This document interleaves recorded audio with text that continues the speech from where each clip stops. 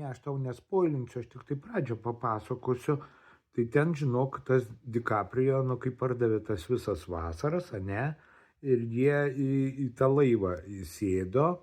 Titas ir Nikas, man atrodo, laivas vadinasi.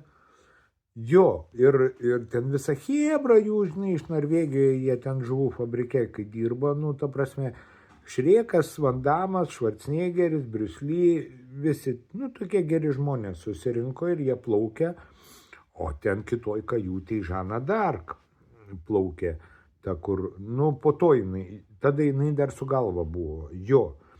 Ir jie plaukė ir žiūri, bėga ragana per sniegą.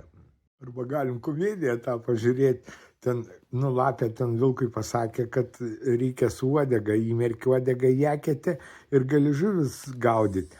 O ten kapitonas Nėmas su povandeniniu laivu plaukė ir iš tas uodegas užkliuvo, vilkas pliaupti vandenį. Linksma, labai tokia. Gerai, tada tą pačią melodramą.